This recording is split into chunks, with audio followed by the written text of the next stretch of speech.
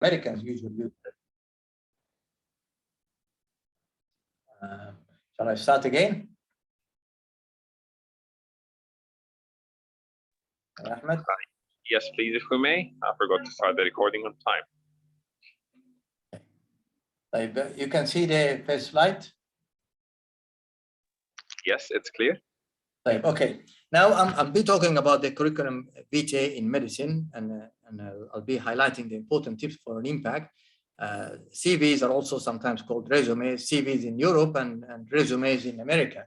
And it's your first marketing part, right? You actually market yourself before even going for the interview through your CV, together with your cover letter. These are the two marketing tools that you're going to use to, make people call you for the interview, right? So it's important to really do it properly and make sure you do it correctly. Just share with you a very quick example. I went to the UK.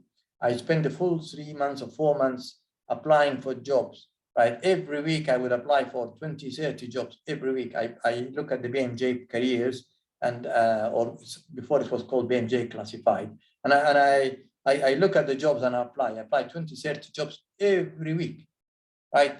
Never got a single interview, right? I went to a meeting with all colleagues in London. It was in a meeting at the University of London. They were all doctors there for a meeting. And I told them, my heartache, I really, I'm lost 3 months. I've wasted 3 months in Britain, spent all my money. What am I supposed to do?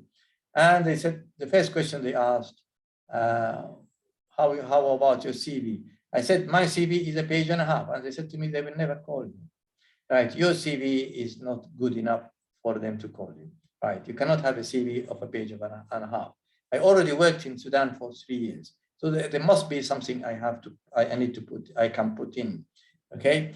And their simple advice, they told me, go to a CV office where people actually specialize in writing CVs, medical CVs, and go and pay them and get your first CV done properly. And I got a CV about 5 or 6 pages, and for the first time I applied and I got called for the interview, right? I was not doing it properly. My CV was only one page for mostly demographics, and the second page was actually 2 references, one from UK, where I was doing the attachment, and one from Sudan, right? So you really have to do the CV properly. So what is a CV? A CV is simply a record of your personal and professional attributes and qualities, right? Some people write a CV just as a documentation of their achievements, right? As a matter of fact, so many times I just look at my CV, I say, all right, alhamdulillah, I've actually done some good things in my career. I've done a bit of research, I've done a bit of publications, and therefore you just look at it and say, okay, thanks God, I had some achievement. But obviously the commonest reason why people do their CVs is to sell these qualities and force somebody to give them a better job, right? So this is the major reason why people use or make CVs. Now your CV is your mirror, right? So you have to do it properly. You don't want to look bad in a CV, right? Unfortunately, there is no one best way to construct a CV. There is no one best way. So that's why you look in the internet, you find there are so many types of CV templates, right? And as long as you put in the right things, it doesn't matter. As long as the template looks professional, well structured, looks great, right? The internet is full of templates, right? Word has a template. If you go to Word in Microsoft, right, and you find the resume templates. Even there are templates there for a covering letter. So templates for covering letters, templates for CVs are there all over the place, right? You don't have to pay. As a matter of fact, talking about templates, if you go to any job search where people job search websites, they are there. They can actually help you, write your CV, right? Loads of places for actually writing your CV on the net, right? Some people do it for free. They have you just register, and you choose a template and just put the elements you want to put. So most of them are actually free, and some actually are more expensive, some are actually payable. Right, important prerequisites: your CV should be clear, concise, complete, consistent. Right, no actual discrepancies between one part and another. Right, no discrepancies in dates. You write in the dates of your employment and then you put a different date there. It has to be up to date. Right, and up to date means that you have to do it up to this moment when you are going to apply. And it has to be updated at least 3 months. Right, and this is a statement I tell the doctors, my doctors who work with me, the junior doctors. If you cannot add something to your CV, something totally new, every 3 months, then you have reached the stage of stagnation in your career. Right, it means that you are not learning anything, you have no presentation, you have no publication, you have no new responsibility, your career has stopped. Right, you have to be able to put a new element in your CV at least every 3 months. Right, and this tells that you're still progressing in career. The minute you have nothing to add to your CV, it means that your career has stopped. There's nothing to improve your CV. Now, the CV has to fit the job. And unfortunately, you build one CV, you use it for one job, right? And then there is another job, you find that they want certain different skills. You have to change your CV to fit the new job, right? And that's why you have multiple CVs, right? You have a CV that is actually structured to the specific job you want to apply for, okay? Because you apply for one job and they have certain recommendations or certain skills they want. So you focus on these skills in your CV. You're not lying, but you focus on the skills that they really want, right? And so forth. So that's how you end up actually with multiple CVs, okay? When you are starting, just like I've done in the UK, make use of a CV writing firm, okay? Just to have a feel of how things are done, right? Use ready-made templates. You can use online or in Word. Look at CVs of colleagues in the same specialty, right? I want to write a CV as an orthopedic surgeon. Come on, just look in the net, curriculum vitae orthopedic surgeon, right? You will find loads of them.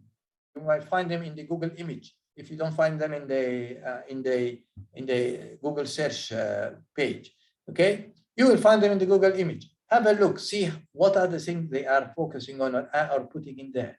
A very simple way of getting the headings right for your CV, for the specialty for your specialty, right? So look in the net, speak to friends. If you have a friend who's an orthopedic surgeon, tell him, can I have a look at your CV, see what are the headings you are focusing on, right? Because this helps you to know what are the headings you have to put in your CV relevant to the specialty of your choice. Make use of a secretarial input for editing. Come on, you don't want fonts that are different,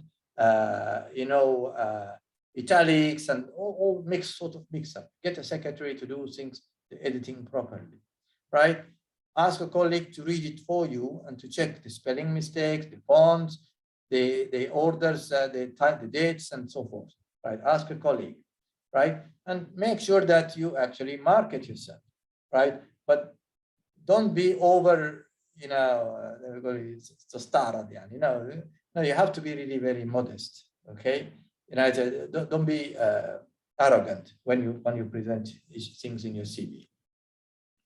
Now, there are so many elements you have to put in your CV, right? This depends on the stage of your career. You will find some that actually you have not achieved yet. And I don't expect all of these to be, for a house physician to have it all, right? House physician might not have all these, right? Because they are just new in the career. So they don't have all these parts of the CV, right? Like personal details, contact information. You have to put a career objective clearly at the first page. What you want to achieve? Some people use something called the personal statement. And in Europe, personal statement is a must. In America, personal statement is a must. There's a special way of doing it. And there are, again, training modules for how to put a personal statement. They rely on it for accepting in the university, for accepting in new jobs, right? Personal statement is done in a very unique way, right? And it tells about the individual. You have to put your education and qualifications, put your current appointment, when it started, and what are your current responsibilities. Put a summary of your appointments, preferably tabulated rather than one by one. Just put it on a table, right? Then enumerate your clinical skills, enumerate your administrative or leadership skills if you have. If you have been responsible for a training program or a what do you call it, course, just put it there, part of your administrative leadership skills. If you have any research skills, if you have any quality improvement skills, if you have any teaching skills, just put your skills there, especially if they are relevant to the job you are going to apply for. If you have any presentations, enumerate them, list them. Attended any courses or conferences, put them. If you have any publications, put them. Personal interests and hobbies tell that you're a human being. You know, you have other interests other than medicine. Computer skills, if you know Microsoft Word, how to use PowerPoint, Excel, right? How to use RefMan or you know, by all means, put all your computer skills if you have, right? If you have done any community service, they know that, okay, you are what you call socially accountable person. You actually take part in community activities. They like it, put it there. If you had any prizes and awards, right? Any prize and award, and I'll tell you a very interesting story. Right, prizes and awards, right? Now, we were actually running an interview for senior house officers in Britain. And, you know, we had that CV of a lady, one of the doctors that was called for the interview. And she said in her awards that she was selected as the beauty queen in her college. So she was selected as the beauty queen in her college, okay? Now, everybody would say, but why would she put beauty queen in her college? This is irrelevant to the job. But she knows the human issues, you know, human factor there, okay? That people might say, well, she must be so beautiful, so let's call her for the interview. You see, this is the way, you know, they were thinking. So any prizes or awards, just put them there and then put your references. You might find that there are other issues, other elements you have to add. For example, you looked at an orthopedic surgeon CV and you found certain things that orthopedic surgeons put, and you are doing orthopedics, so by all means, or seeking orthopedic position, just add them. Okay. Now, just a few tips about the elements of a CV. Now, the personal details, contact information usually are located at the top of the first page, and you put your title, your department, your telephone number, and your address, and so on. Right? These are the elements usually in the second page, right? After your career plan. Okay, you have to include your name, your gender. Some people call it your sex, but gender, I feel it's better. Your date of birth, address, telephone, email address, marital status, nationality, spoken languages, registration, LinkedIn address, ResearchGate address, your email, you put it there so that they can actually see that you are actually an academic or you are a professional, LinkedIn or ResearchGate, right? Don't put marital status, don't put religion, don't put number of children. Some people say don't even put your gender because some people are, you know, they actually dislike, you know, the gender discrimination, no, gender discrimination, right? Don't put an unprofessional email. Right. This is what personal statement and career goals. Put it at the beginning. And you write a short paragraph about your experience, current skills, and career goals. For example, here she's right. This is a lady is writing. My dream is to one day combine my love of travel and my interest in medicine. I envision myself involved with programs that bring physicians to underserved countries.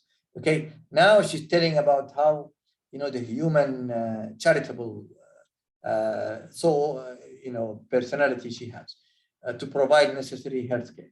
I look forward to working hard, facing challenges, developing knowledge that will continue to grow during my internal medicine residency and beyond. I'm motivated and enthusiastic medical student who is committed to pursuing this incredible journey. You see, and there are, this is actually a personal statement, okay, or a career goal. you have to look it in the net and see how is it written. It's done in a special way, right?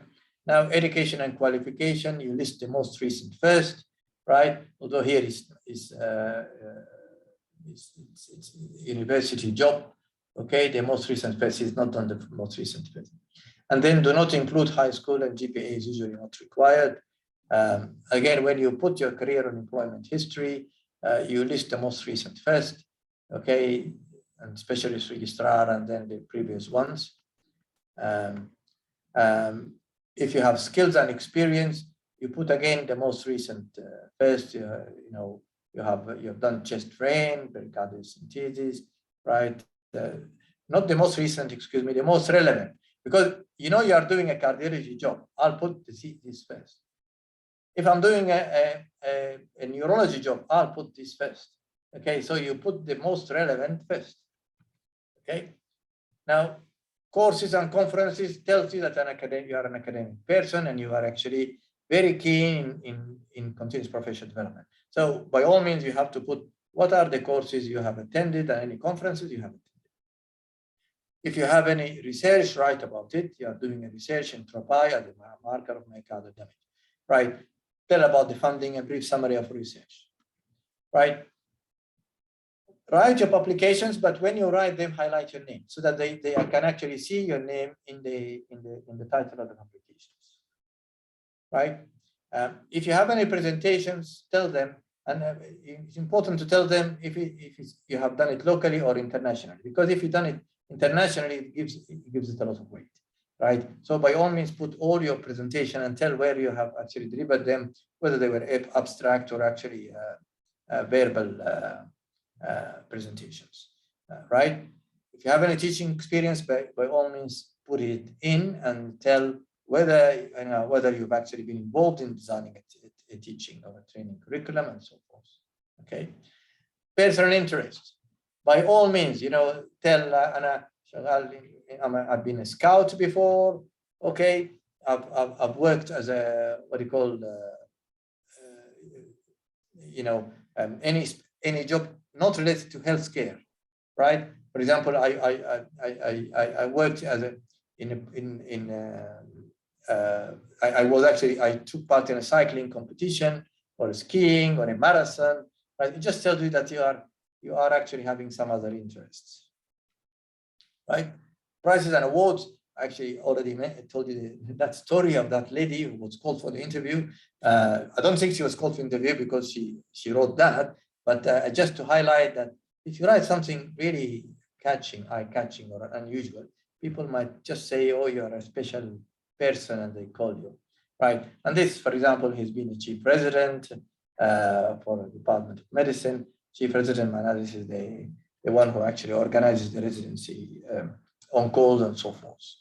Okay, right? And then at the end of your CV, put your references. Make sure that the references the people names you put, that they're actually agreeable, and even more important, that they will actually give you a good recommendation. Unfortunately, you sometimes put a reference and he doesn't like you and he actually gives a bad reference of you, right? So make sure that they are agreeable to have you put the names, but more importantly, that that they are going to give you a good reference. Okay, some do's and don'ts. Now you have to be perfectly honest. Use strong descriptive actions. I have taken a pivotal role in delivering this training curriculum, right? I was actually the champion of this activity. Okay, you have to use strong descriptive terms, right?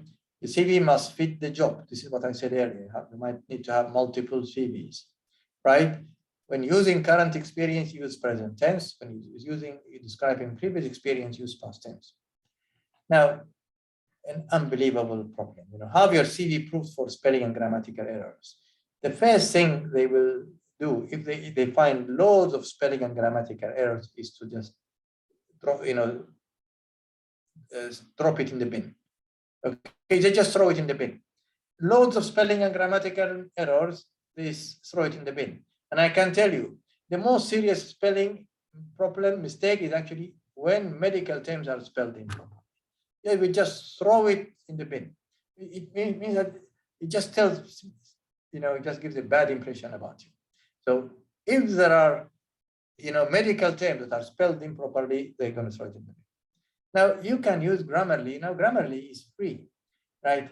Come on, download. You can actually add it as an add-on to the Microsoft Word, and then you actually check your spelling mistakes and everything using Grammarly, right? And it works perfectly well, right? It actually corrects your grammars, correct your spelling, right? It's very important that you actually have a spelling and grammatical errors proofreading.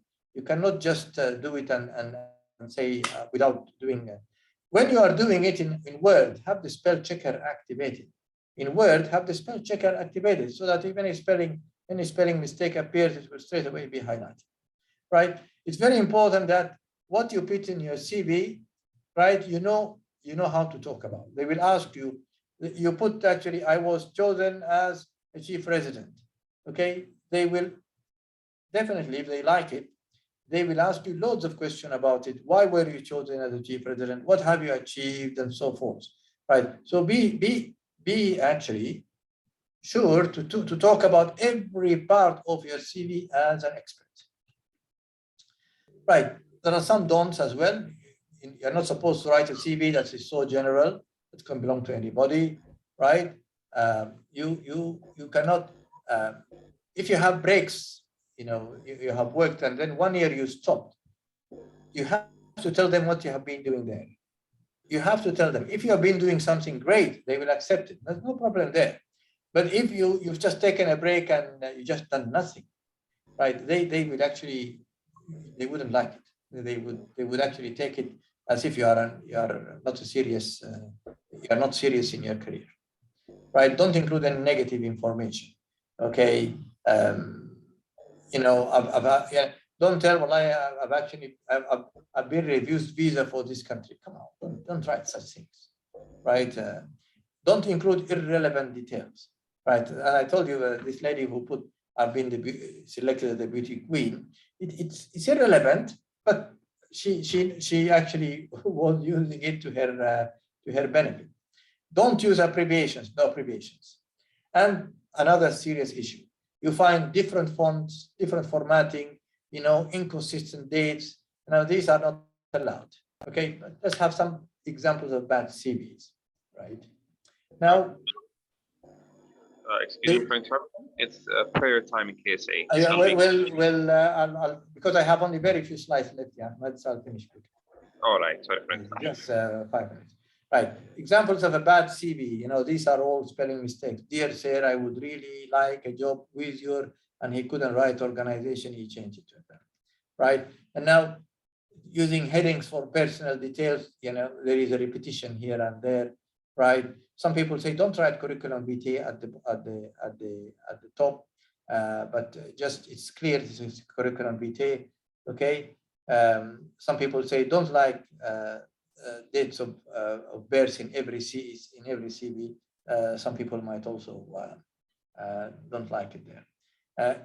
This is an irrelevant information, a real mover and shaker with lots of energy to burn. Now, if you write this nonsense, nobody's going to call you for an interview, right? Now here you can see the different way the font is actually written. The different way the font is written. You see, even Dr. Sarah Said, these all should be capitalized. Now, this is an unbelievable common mistake. A house officer written in small letters. Come on, this is a heading, right? Put it all capitalized, right? Even here in gastroenterology, there's a wrong spelling, right? This is an italics, right? Different font from this one. Everyone is a different font. This is bold and this is not bolded, okay? These simple things actually make a lot of difference, right? Here there is a big gap, right, between the two dates. What is this person doing? Okay, too many fonts and formatting. This is unlikely. This is not good. Again, irrelevant. Socializing with friends and clubbing. Come on. Clubbing. This doesn't work. Okay, these things don't work. Okay. Now there are many CV websites there are many CV websites on how to write your CVs. My Perfect CV in the UK, ZT, and Resume Craft. It's unbelievable. And as I mentioned earlier, even when you are applying for jobs, the job application websites, they have actually, support for actually how to write your CV. Right. So I finished the course one. We'll have exactly a 10 minutes break.